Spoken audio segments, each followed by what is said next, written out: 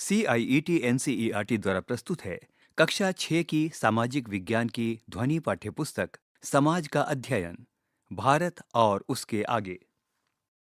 पृष्ठ 41 अध्याय 3 स्थल रूप एवं जीवन। मनुष्यों के भार से मुक्त, अनेक प्रकार की ऊंचाइयों, ढलानों तथा विशाल समतल भूमि से युक्त, अनेक प्रकार की शक्तियों से संपन्न, पेड़ पौधों को आधार प्रदान करती हुई, हम सभी के लिए विस्तार को प्राप्त हो तथा अपनी संपन्नता को प्रदर्शित करें। पृथ्वी मेरी माता है तथा मैं उसकी संतान। अथर्ववेद भूमि सूक्त पृथ्वी के लिए स्तोत्र। इस पृष्ठ के मध्य भाग में पृथ्वी का चित्र दिया गया है, जिसमें बादल, पहाड़, झरने और झरनों के आसपास विशाल वनस्पति, पेड़ पौधों के रूप में मौजूद है। ये स्थल रूप किसी का भी मन मोह लेते हैं। आइए इस चित्र को समझने के बाद इससे जुड़े हुए प्रश्न हल करें। महत्वपूर्ण प्रश्न। 1. स्थल रूपों के प्रमुख प्रकार कौन से हैं और जीवन तथा संस्कृति के लिए इनका क्या महत्व है? 2. प्रत्येक स्थल रूप के साथ संबंधित जीवन की क्या चुनौतियां एवं अवसर हैं? पृष्ठ 42। परिचय। अन्य स्तनधारी जीवों के समान मानव भी पृथ्वी पर निवास करता है। जैसा कि आपने देखा है, भूमि के अनेक रूप और विशेषताएं हैं। एक क्षेत्र से दूसरे क्षेत्र में इसका स्वरूप बहुत परिवर्तित हो जाता है। मान लीजिए कि आप झारखंड के छोटा नागपुर क्षेत्र से सड़क द्वारा यात्रा कर रहे हैं और उत्तर प्रदेश के प्रयागराज पहुंचते हैं और फिर उत्तराखंड में अल्मोड़ा तक जाते हैं। इस रास्ते में आप अलग-अलग दृश्य भूमि, लैंडस्केप को देखेंगे। वास्तव में आपको 3 प्रकार के स्थल रूप, लैंडफॉर्म्स दिखाई देंगे, जिनके बारे में हम आगे चलकर अन्वेषण करेंगे। आइए पता लगाएं। कक्षा की गतिविधि के रूप में 4 अथवा 5 विद्यार्थियों के समूह बनाइए और विद्यालय के आसपास के क्षेत्रों का अवलोकन कीजिए। आपको किस प्रकार की दृश्य भूमि दिखाई देती है? क्या कुछ किलोमीटर की दूरी पर दृश्य भूमि में कोई परिवर्तन दिखाई देता है? क्या लगभग 50 किलोमीटर के भीतर परिदृश्य में बदलाव होगा? अन्य समूहों द्वारा दी गई जानकारी के साथ इनकी तुलना कीजिए। इन्हीं समूहों के साथ भारत के किसी भी ऐसे क्षेत्र की यात्रा के बारे में चर्चा कीजिए जहां वो जा चुके हैं। उन क्षेत्रों में दिखाई देने वाली विभिन्न प्रकार की दृश्य भूमियों की सूची बनाइए। अन्य समूहों द्वारा दी गई जानकारी के साथ इनकी तुलना कीजिए। स्थल रूप पृथ्वी की सतह का एक भौतिक स्वरूप है। स्थल रूप लाखों वर्षों में आकार लेते हैं और पर्यावरण तथा जीवन के साथ इनका महत्वपूर्ण संबंध है। इन्हें व्यापक रूप से 3 श्रेणियों में बांटा जा सकता है: पर्वत, पठार और मैदान। चित्र 3.1। इन स्थल रूपों में विभिन्न प्रकार की जलवायु और अलग-अलग प्रकार के पेड़ पौधे तथा जीव जंतु पाए जाते हैं। मानव ने सभी स्थल रूपों के अनुसार स्वयं को ढाला है, किंतु विभिन्न प्रकार के स्थल रूपों पर रहने वाले लोगों की संख्या विश्व भर में भिन्न-भिन्न होती है। पर्वत। पर्वत वे स्थल रूप हैं जो आसपास की भूमि से कुछ अधिक ऊंचे होते हैं। इन्हें चौड़े आधार, खड़ी ढलान, चढ़ाई और संकरे शिखर, चोटियों के रूप में पहचाना जा सकता है। कुछ पर्वत अपनी अधिक ऊंचाई के कारण हिम से ढके होते हैं। ग्रीष्म ऋतु में कम तुंगता एल्टीट्यूड पर हिम पिघल जाती है और जल में बदलने के बाद नदियों में पहुंचती है। शब्दार्थ: तुंगता, एल्टीट्यूड समुद्र तल से किसी वस्तु या लक्ष्य की ऊंचाई, उदाहरणार्थ पर्वत की ऊंचाई, एक उड़ती हुई चिड़िया अथवा उड़ते हुए वायुयान की ऊंचाई, एक उपग्रह की ऊंचाई। पृष्ठ 43। इस पृष्ठ के ऊपरी भाग में एक चित्र है जिसमें एक आरेख दिखाया गया है। इस आरेख में 3 स्थल रूप दिए गए हैं। पृष्ठभूमि में पर्वत, इनमें से 2 को हिमाच्छादित दिखाया गया है, यानी कि बर्फ से ढका हुआ। बाईं ओर एक पठार है और आगे एक मैदान जहां पर्वतों से आती हुई नदी दर्शाई गई है। बहुत अधिक ऊंचाइयों या तुंगता पर हिम कभी नहीं पिघलती है और ये पर्वत स्थायी रूप से हिम से ढके होते हैं। कम ऊंचाई वाले अन्य ऊंचे स्थान जहां कम खड़ी चढ़ाइयां और गोल आकार के शीर्ष होते हैं, उन्हें पहाड़ी या छोटे पहाड़ या फिर हिल कहते हैं। आइए विचार करें, हिम क्या है? यदि आप हिमालयी क्षेत्र जैसे कश्मीर, लद्दाख, हिमाचल प्रदेश, उत्तराखंड, सिक्किम, अरुणाचल प्रदेश आदि में नहीं रहते हैं, तो संभव है कि आपने हिम नहीं देखी होगी। शेष भारत में अधिकांश वर्षण वर्षा और ओले के रूप में ही होता है। बहुत ऊंचे स्थानों पर यदि काफी ठंडक है, तो वहां हिम गिरेगी और वहां पर हिम का एक नर्म और सुंदर आवरण बन जाएगा। हिम और ओले का गिरना वास्तव में जल का ठोस रूप में गिरना है। शब्दार्थ: वर्षण, वायुमंडल से भूमि पर किसी भी रूप में जल का गिरना। वर्षा, हिमपात और ओले गिरना वर्षण के सामान्य रूप हैं। पृष्ठ 44। पृष्ठ 44 में विश्व के 6 पर्वतों के चित्र हैं। ये 6 पर्वत हैं: Mount Everest, Mount Aconcagua, Mount Kilimanjaro, Mont Blanc, Mount Kanchenjunga और माउंट अनाईमुडी। पृष्ठ संख्या 45। विश्व के अधिकांश पर्वतों को पर्वत श्रृंखलाओं के रूप में वर्गीकृत किया गया है, जैसे एशिया में हिमालय, यूरोप में एल्प्स तथा दक्षिणी अमेरिका में एंडीज। इनमें से कुछ श्रृंखलाएं हजारों किलोमीटर तक फैली हुई हैं। इस पृष्ठ के मध्य भाग में जो चित्र दिया गया है, वो विश्व के 6 पर्वतों की सापेक्ष ऊंचाई दर्शाने वाला एक रेखा चित्र है। बाईं ओर इन पर्वतों की सापेक्ष ऊंचाई को नापने के लिए स्केल भी है। चित्र 3.2 में विश्व के 6 पर्वत दिखाए गए हैं। चित्र 3.3 में इन्हें ऊपर से नीचे तक इनकी सापेक्षिक ऊंचाइयों का दृश्य प्रभाव देने के लिए एक साथ प्रस्तुत किया गया है।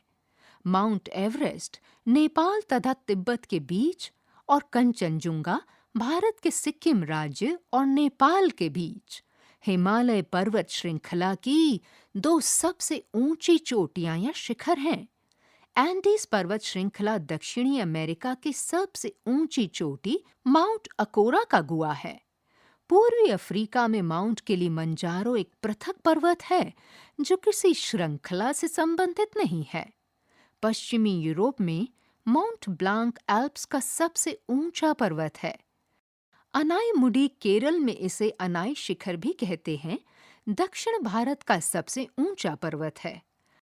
पृष्ठ 46। हिमालय जैसे ऊंचे और नुकीली चोटियों वाले पर्वत अपेक्षाकृत नवीन हैं, जिसका अर्थ है कि पृथ्वी के इतिहास में ये हाल ही में निर्मित या युवा पर्वत है, किंतु फिर भी इन्हें बने हुए लाखों वर्ष हो चुके हैं। कुछ छोटे और अधिक गोलाकार पर्वत और पहाड़ियां जैसे अरावली श्रृंखला काफी पुरानी हैं और अपरदन के कारण ये गोल आकार की हो गई हैं, जैसा कि हिमालय के साथ हुआ। उन्नयन और अपरदन आज भी चल रहा है। आप इन प्रक्रियाओं और उनके कारणों के बारे में विज्ञान में और अधिक पढ़ेंगे। यहाँ इतना ही कहा जा सकता है कि विश्व के कुछ पर्वतों जैसे हिमालय की ऊंचाई आज भी बढ़ रही है। पर्वतीय परिवेश। पर्वतों की ढलानों पर प्रायः एक प्रकार का वन होता है जिसे पर्वतीय वन कहते हैं, और यहाँ शंकुधारी वृक्ष जैसे पाइन, चीड़, फर, स्प्रूस, देवदार आदि सामान्य रूप से पाए जाते हैं। इन पेड़ों की ऊंचाई अधिक होती है और ये शंकु के आकार के होते हैं तथा इनकी पत्तियां पतली नोकदार होती हैं।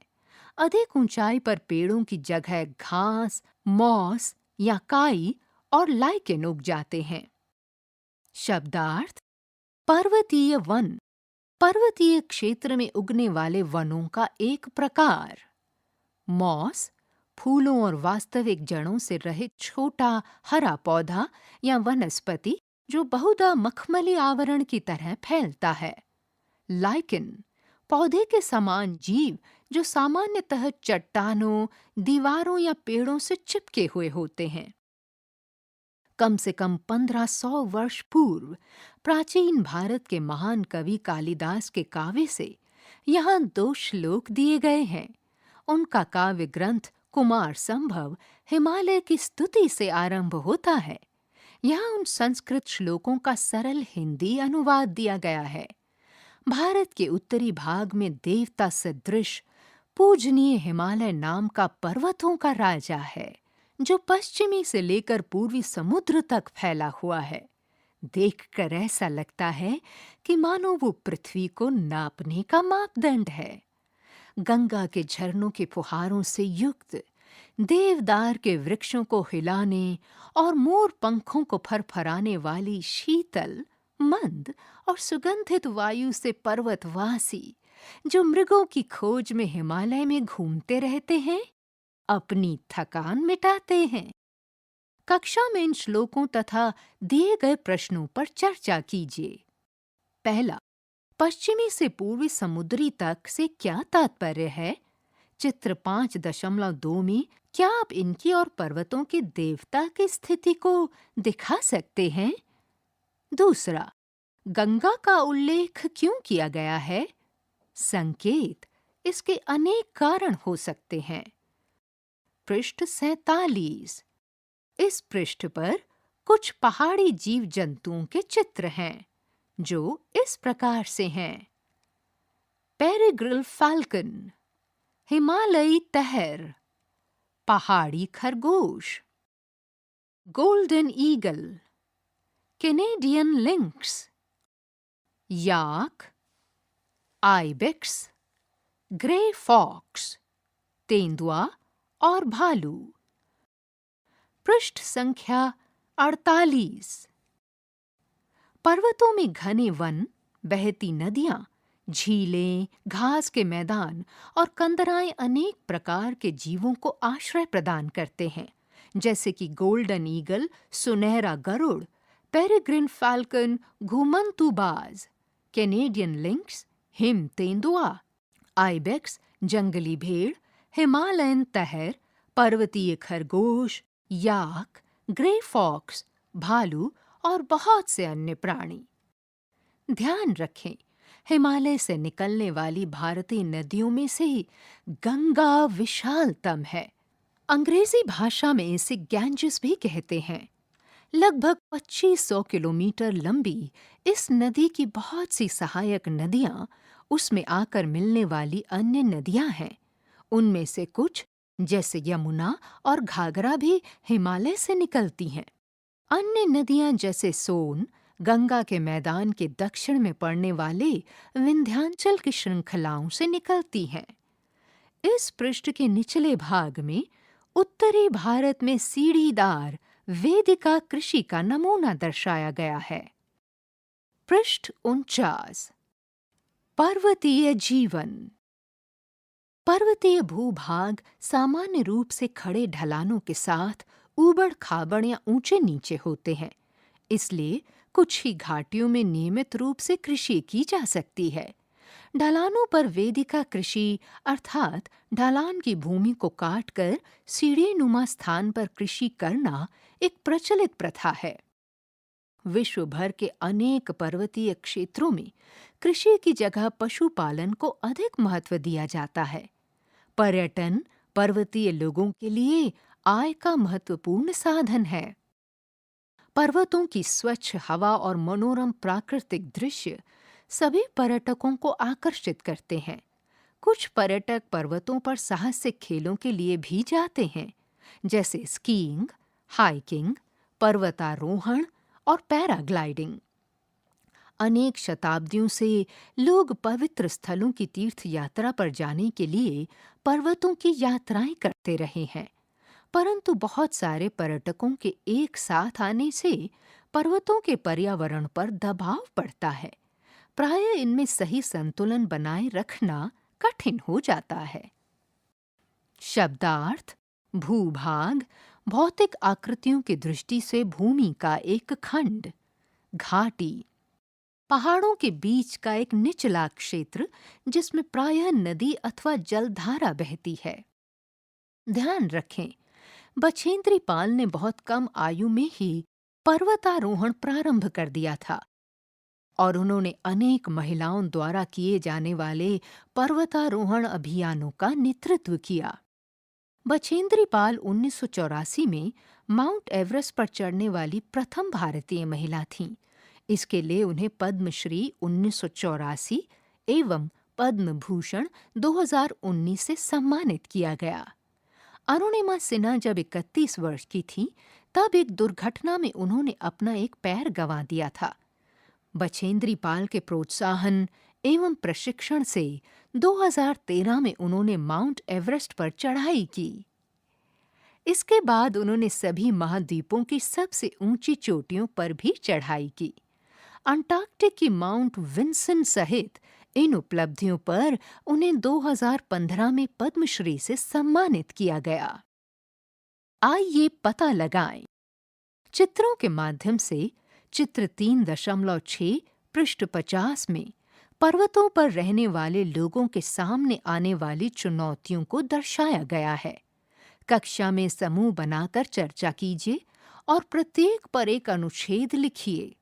ये भी विचार कीजिए कि जब पर्वतों पर इतनी सारी चुनौतियां हैं, फिर भी लोग वहां क्यों रहते हैं?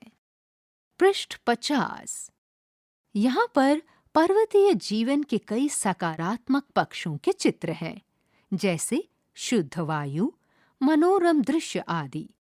इनमें प्राकृतिक और मानव निर्मित दोनों तरह की कठिन चुनौतियां भी सम्मिलित हैं, जिनमें से कुछ को चित्रों के माध्यम से दर्शाया गया है।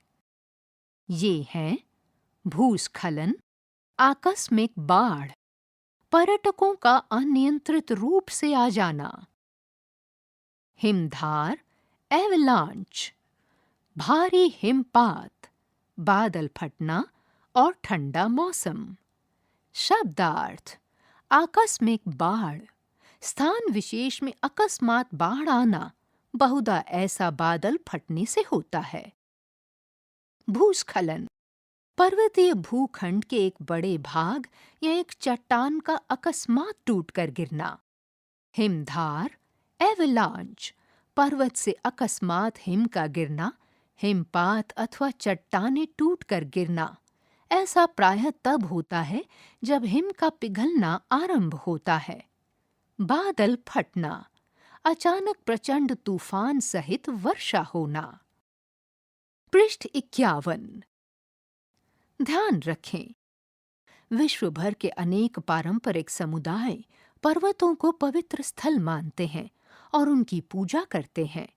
माउंट एवरेस्ट विश्व का सबसे ऊंचा पर्वत है, जिसकी ऊंचाई 8,849 मीटर है और इसके अनेक नाम हैं। तिब्बती लोग इसे चोमोलुंगमा कहते हैं, जिसका अर्थ है जगत जननी, और पर्वत की उसी रूप में पूजा करते हैं। नेपाल निवासी इसे सागर माथा कहते हैं, जिसका अर्थ है आकाश की देवी। इसी प्रकार तिब्बत में कैलाश पर्वत है, जिसे हिंदू दर्शन, बौद्ध मत, जैन मत और बौन तिब्बत का एक प्राचीन धर्म उनके अनुयायी पवित्र मानते हैं। पर्वत शिखरों के लिए इतनी श्रद्धा भावना भारत के साथ साथ विश्व के अन्य भागों में भी देखी जाती है। पठार पठार एक ऐसी स्थलाकृति है जो आसपास की भूमि से उठी होती है और प्रायः इसकी सतह चपटी होती है। इसके कुछ पार्श्व सीधी ढलान वाले होते हैं। पर्वतों के समान कुछ पठार पृथ्वी के इतिहास के संदर्भ में नवीन और प्राचीन हो सकते हैं। पठारों के दो उदाहरण हैं। तिब्बत का पठार, जो विश्व का सबसे बड़ा और ऊंचा पठार है, और दूसरा दक्षिणी पठार। पठारों की ऊंचाई कुछ 100 मीटर से लेकर कई हजार मीटर तक हो सकती है। ध्यान रखें, तिब्बत के पठार की औसत ऊंचाई 4500 मीटर है, जिसके कारण इसे विश्व की छत का नाम दिया गया है। पूर्व से पश्चिम दिशा तक ये लगभग 2500 किलोमीटर लंबा है, अर्थात चंडीगढ़ से कन्याकुमारी तक की दूरी जितना।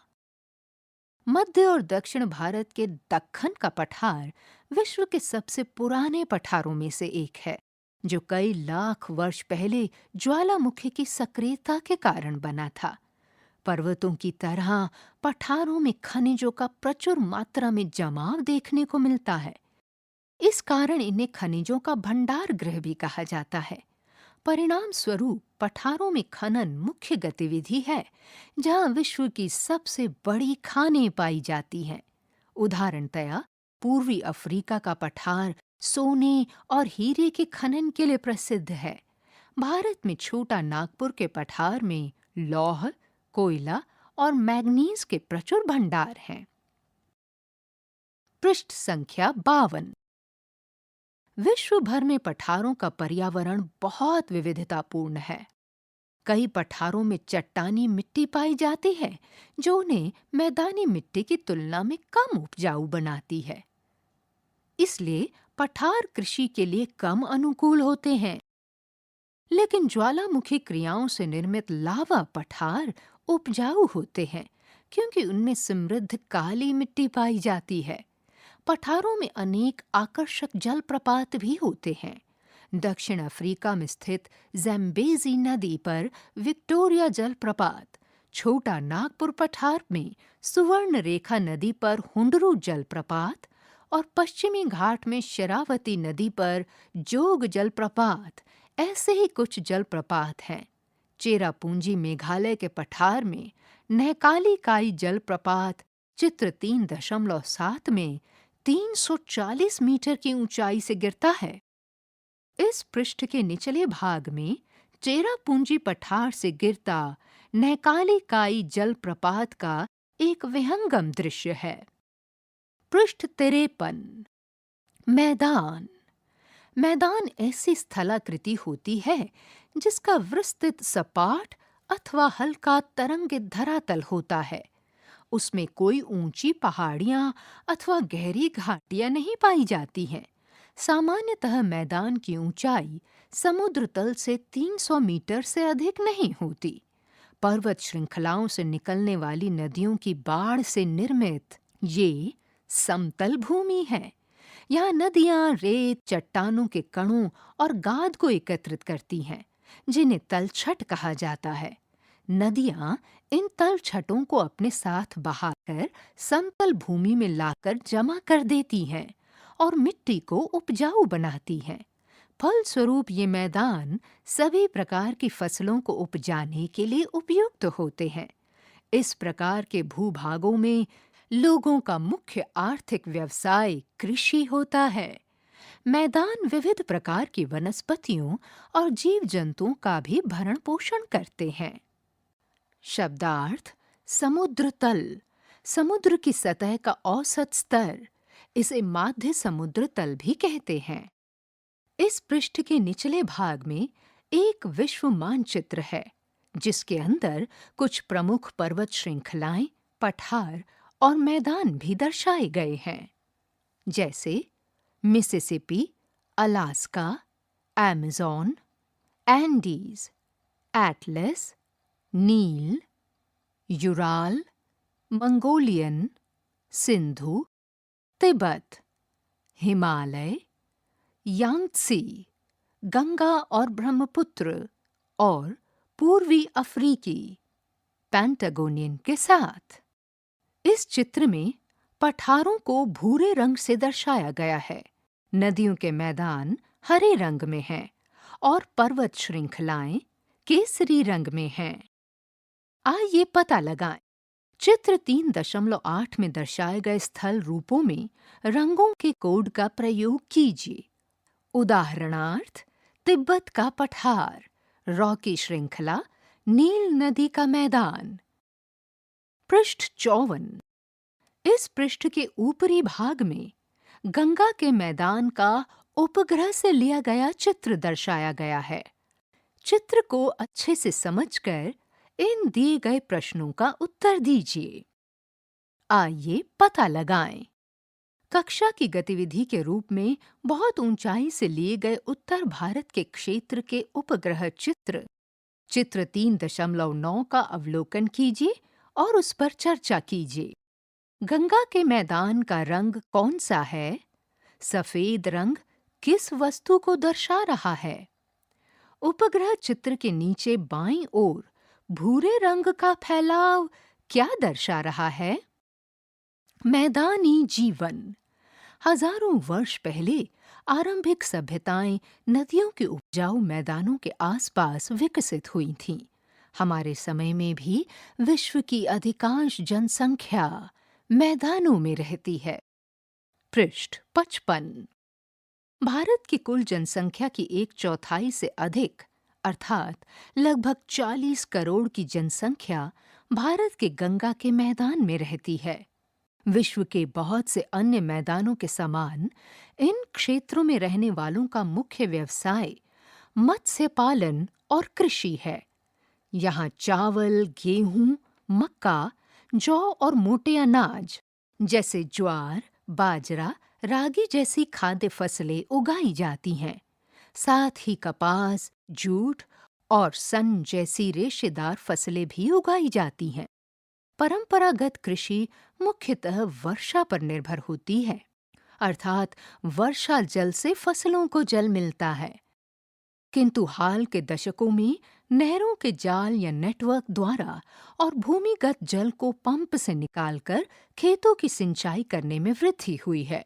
यद्यपि सिंचाई से कृषि उत्पादन में वृद्धि हुई है, किंतु इससे भूमिगत जल स्तर में गिरावट आई है। इससे इस क्षेत्र में कृषि के भविष्य को लेकर चुनौतीपूर्ण स्थिति भी उत्पन्न हो गई है।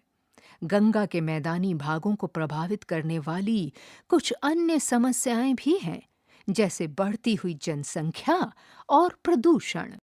चाहे पर्वत हो या मैदान, विश्व में बहने वाली नदियां बहुत से सांस्कृतिक मूल्यों का वहन करती हैं। विशेष रूप से बहुत से समुदाय नदी के स्रोत और 1-2 नदियों के संगम स्थल को पवित्र स्थल मानते हैं। भारत में इन स्थानों पर बहुत से त्योहार, समारोह और धार्मिक कृत्य किए जाते हैं।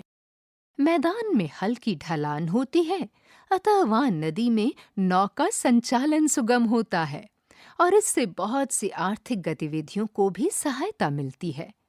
पहले लोग एक स्थान से दूसरे स्थान पर जाने के लिए नदी मार्ग का ही व्यापक रूप से प्रयोग करते थे। आज भी गंगा के किनारे ऐसे स्थान हैं जहां लोग आने जाने के लिए नौकाओं का ही प्रयोग करते हैं।